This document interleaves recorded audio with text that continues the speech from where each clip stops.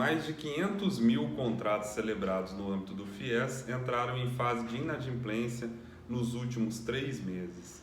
Destaca-se os contratos mais antigos, celebrados de 1999 até 2017, que possuem metodologia de cálculo com base no anatocismo, que é a cobrança de juros sobre juros. A Justiça de Brasília, há um certo tempo, já tem decretado a ilegalidade da metodologia de cálculo com base em juro composto na fórmula matemática adotada pela instituição financeira para amortização da dívida, e a gente vai detalhar aqui as principais razões da ilegalidade nesses contratos, considerando apenas duas variáveis de cálculo, que são os principais pedidos de ações revisionais relativas aos contratos de financiamento estudantil.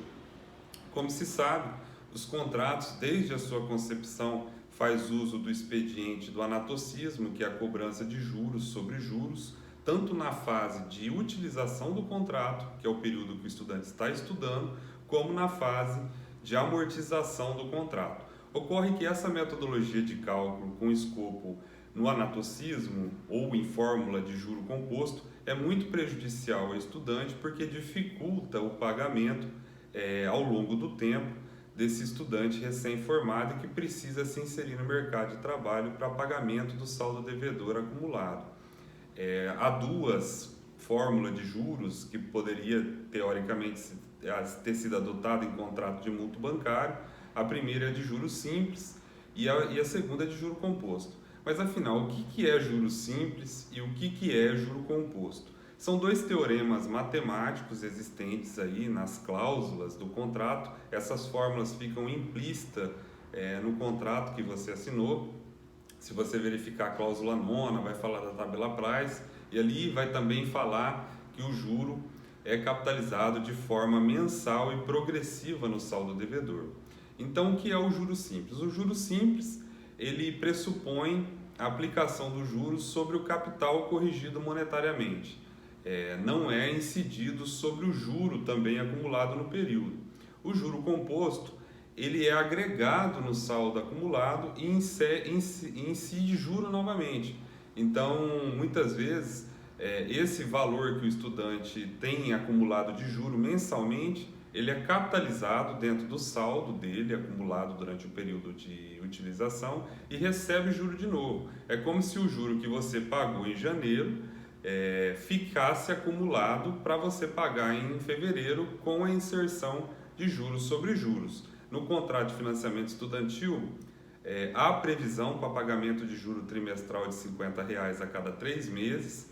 Normalmente, esse juro acumulado é muito maior do que a parcela de amortização paga pelo estudante e, obviamente, que esses juros não pagos no período são capitalizados dentro do saldo devedor, aumentando progressivamente a dívida a ser paga após a formação superior. O segundo ponto e a segunda variável de cálculo, portanto, seria a utilização do sistema Price para amortização da dívida após a conclusão do ensino superior. O contrato tem duas fases, a fase de utilização e a fase de amortização. Durante a fase de utilização, que é o período que o estudante está estudando, a dívida vai sendo acumulada ao longo do tempo, considerando ali os semestres do contrato. O contrato é semestral, esse valor aditado a cada semestre vai compondo o saldo devedor desses contratos, que dá origem aí, portanto, a essa dívida acumulada.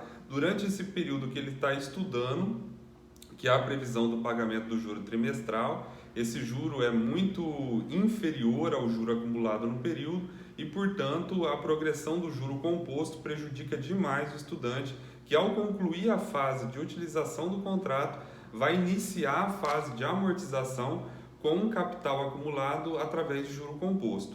Na fase de utilização, aliás, de amortização da dívida, é novamente utilizada um sistema Price que tem origem na composição de juros em fórmula composta também dentro do saldo devedor. Esse sistema de amortização de juros, chamado tabela Price, é muito comum em contrato bancário, mas não deveria ter sido utilizado no contrato de financiamento estudantil porque faz uso do expediente do anatocismo, dificultando o pagamento pelo estudante recém-formado. O FIES é um contrato estudantil e, por ter uma conotação social, jamais poderia ter utilizado do expediente de anatocismo, obviamente, porque dificulta o pagamento pelo estudante após a conclusão da jornada universitária. Para se ter uma ideia, o sistema Price, ou chamado tabela Price, criada por um francês chamado Richard Price, que inventou uma teoria de juros que é muito prejudicial na medida em que sobra capital para a instituição financeira. Esse sistema tem origem em cálculos atuariais, foi feito para um cálculo biométrico para fins de aposentadoria e jamais poderia ter sido utilizado essa metodologia de juros no contrato de financiamento estudantil, obviamente porque vai haver sempre saldo residual a ser pago em razão da progressão do juro em forma composta dentro do saldo devedor, dificultando o pagamento. Então, na medida em que esse estudante encontra uma dificuldade de pagamento, esse contrato passa a evoluir essa dívida em progressão geométrica e composta, fazendo que essa dívida seja praticamente impagável ao longo do tempo. Eu também me formei pelo contrato de financiamento estudantil, eu devia na época 50 mil, isso lá em 2009, minha ação corre pelo Rio de Janeiro, e hoje eu não paguei a dívida até hoje, estou discutindo judicialmente essa dívida. As ações revisionais nasceram dessa ação em causa própria que eu ajuizei para a discussão da minha situação pessoal. Então, depois que eu me formei, eu me vi também na mesma situação de muitos que assistem esse vídeo, que concluíram a sua jornada universitária, esgotou o prazo de carência de pagamento da dívida do financiamento e encontrou, portanto, dificuldade no pagamento desse saldo acumulado, como foi o meu caso. A minha dívida lá em 2009 estava em 50 mil ou mais um pouquinho.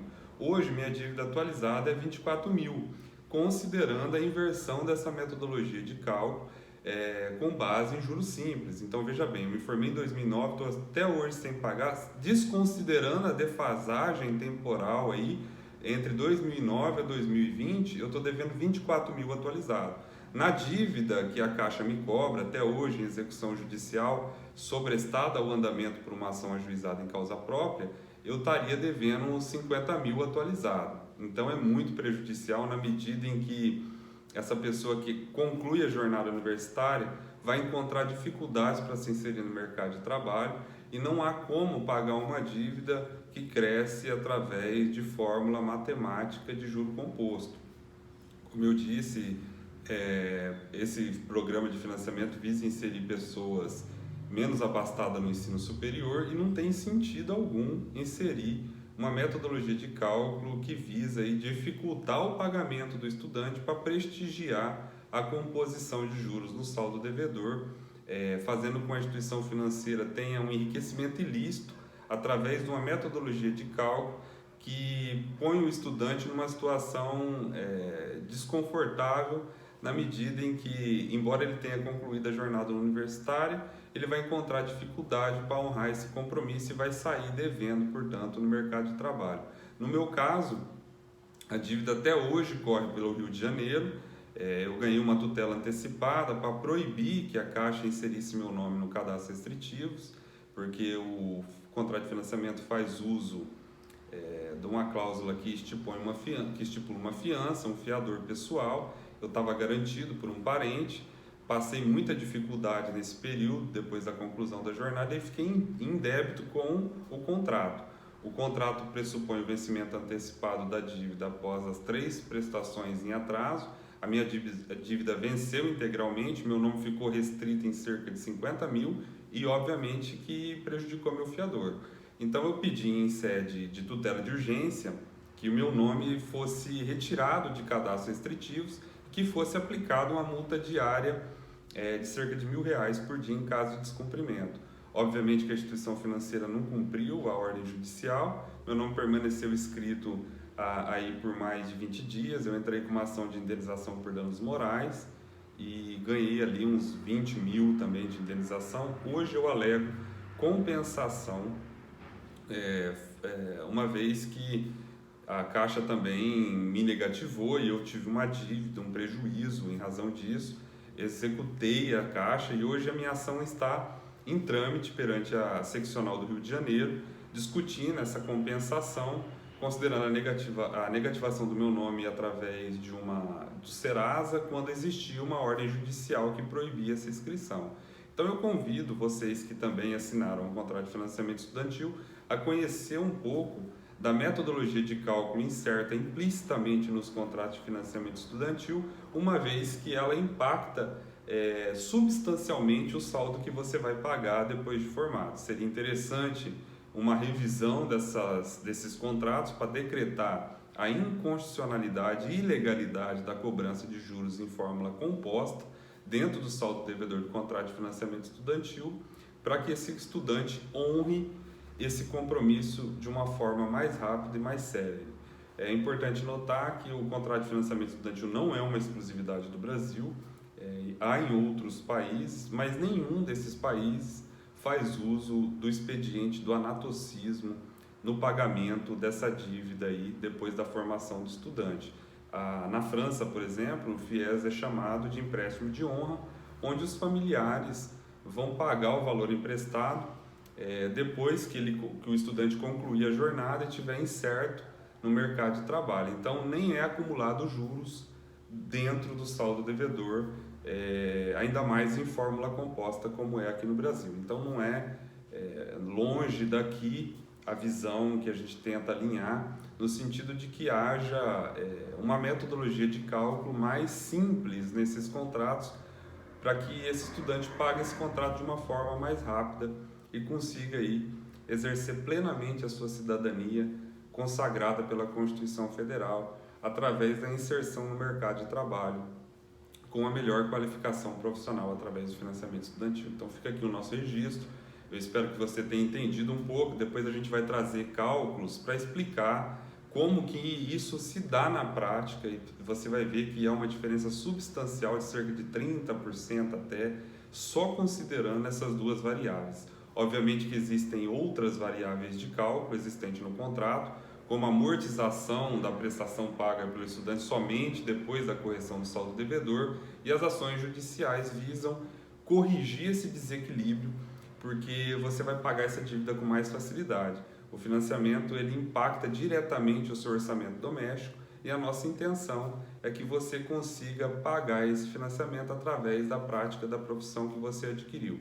Então fica aí o nosso registro, a gente vai trazer mais informações sobre esse assunto e você pode estar nos contactando através do e-mail ou WhatsApp que você vai ver em algum ponto desse vídeo. Um forte abraço do Dr. Saulo Rodrigues.